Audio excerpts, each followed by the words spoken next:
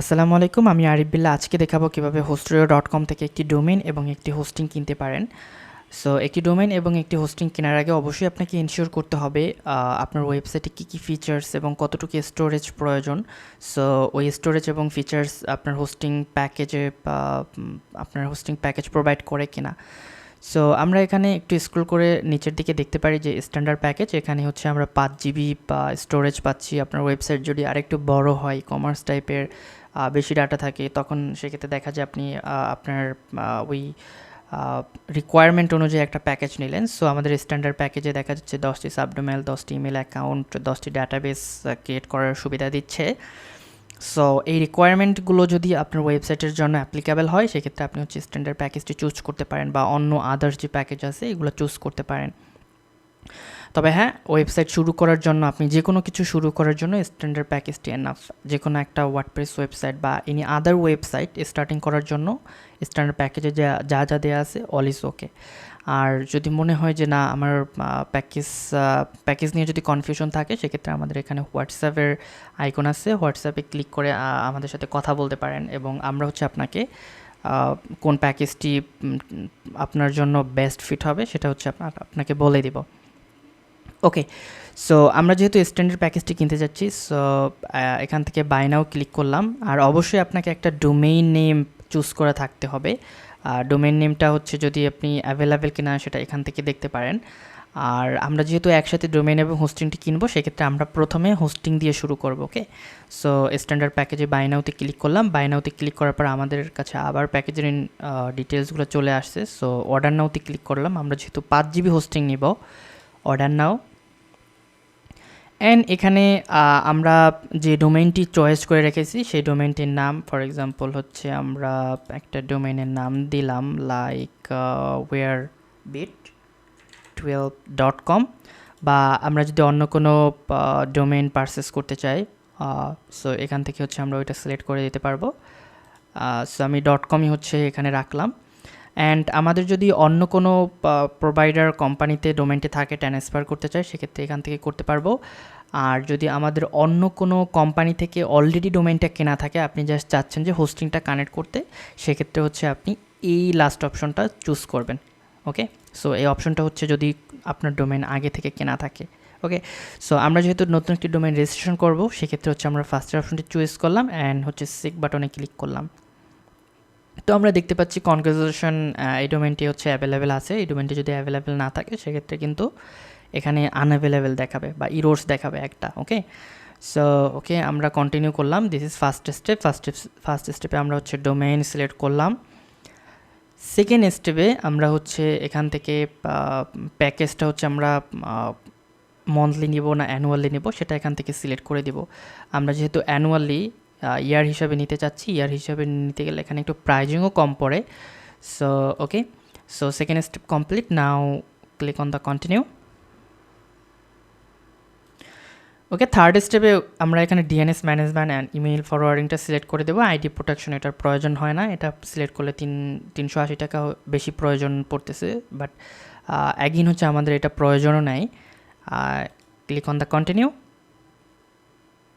And এখানে আমাদের আমরা 5 GB হোস্টিং নিয়েছি এবং ডোমেইন সিলেক্ট করেছি, আমরা চাইলে এখান থেকে চেঞ্জ করতে পারবো। So this is a review and check out option.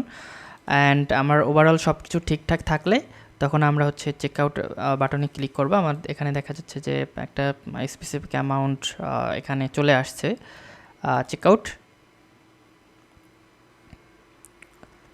Okay, already আমি হচ্ছে একটা অ্যাকাউন্ট থেকে লগ ইন করা ছিলাম বলে আমার এখানে অ্যাকাউন্টটা চলে আসছে। সো আপনার কিন্তু ওইভাবে আসবে না, আপনার আসবে এভাবে, এরকম একটা ফর্ম আসবে আপনার। ওকে, তো এখানে হচ্ছে আপনার নাম, আপনার লাস্ট নেম, ইমেল অ্যাড্রেস, আমি হচ্ছে যে কোনো একটা ইমেল অ্যাড্রেস দিলাম। ওকে, সো ইমেল অ্যাড্রেস দিবেন, তারপরে হচ্ছে ফোন নাম্বার দিবেন। আপনার কোম্পানি যদি না থাকে, এটা ব্ল্যাঙ্ক রেখে দিবেন, কোনো প্রবলেম নাই। অ্যান্ড নেসেসারি ইনফরমেশন যেগুলো প্রয়োজন হয় ওগুলো দিবেন, কারণ হচ্ছে আপনার এই হোস্টিং myhostrio.com একটা অ্যাকাউন্ট ক্রিয়েট হবে, যেখান থেকে হচ্ছে আপনি ডোমেইন হোস্টিং ম্যানেজ করতে পারবেন। অ্যাগেইন হচ্ছে আপনার ডোমেইনটা হচ্ছে যে রেজিস্ট্রিতে যে ইনফরমেশন বা ওনারশিপে রেজিস্ট্রেশন হবে, তার জন্য ইনফরমেশন প্রয়োজন। সো আপনাকে অবশ্যই ইনফরমেশনগুলো দিতে হবে। ওকে, ওকে, লাস্ট স্টেপে আপনার এখানে একটি পাসওয়ার্ডের ইনফরমেশন চাবে, যেহেতু আমার এখানে অলরেডি অ্যাকাউন্ট ক্রিয়েট করা আছে, সো সেক্ষেত্রে হচ্ছে আপনার পাসওয়ার্ডের এখানে অপশনটা আসে নাই। ওকে, যাই হোক, দেন হচ্ছে বিকাশ, নগদ, রকেট, এই 3টা ওয়েতে আপনি হচ্ছে পেমেন্ট করতে পারবেন। সো এখানে হচ্ছে আমি এটা সিলেক্ট করলাম and I have read and angry checkmark করে আমরা কমপ্লিট অর্ডারে দেবো। সো আমি হচ্ছে আমার অ্যাকাউন্টে করতে চাচ্ছি, সেহেতু আমি হচ্ছে এখানে কমপ্লিট অর্ডারে দিয়ে দিলাম। ওকে ওকে, লাস্টে আমরা দেখতে পাচ্ছি যে আমাদের একটা ইনভয়েস চলে আসছে। আমরা চাইলে ইনভয়েসটি ডাউনলোড করতে পারি। সো এটি দেখাচ্ছে আনপেড, সো আমাদেরকে পেমেন্ট করতে হবে। সো পেমেন্ট করার জন্য বিকাশ পার্সোনাল নাম্বার, এই নাম্বারে হচ্ছে আপনি সেন্ড মানি করতে পারেন, নগদে সেন্ড মানি করতে পারেন, রকেটে সেন্ড মানি করতে পারেন। ওকে, সো সেন্ড মানি করার সময় আপনি রেফারেন্স যে নাম্বারের যে বক্সটা আসবে, সেখানে হচ্ছে আপনার ইনভয়েস যে আইডিটা আছে, এই আইডিটা হচ্ছে লিখে দেবেন। এতে করে আপনার হোস্টিং যে প্যাকেজটি আছে, এটা হচ্ছে 1 আওয়ার থেকে 4 আওয়ার্সের ভিতরে অ্যাক্টিভ হয়ে যাবে। যদি এইগুলো নাও দেন, শুধুমাত্র সেন্ড মানি করেন, প্রবলেম নাই। আপনি জাস্ট হচ্ছে আমাদের হোয়াটসঅ্যাপে নক করবেন। হোয়াটসঅ্যাপে নক করলে আপনার অ্যাকাউন্টটি বা আপনার প্যাকেজটি হচ্ছে অ্যাক্টিভ করে দেওয়া হবে। ওকে, জাস্ট সেন্ড মানি করবেন, দেন হচ্ছে হোয়াটসঅ্যাপে নক করবেন।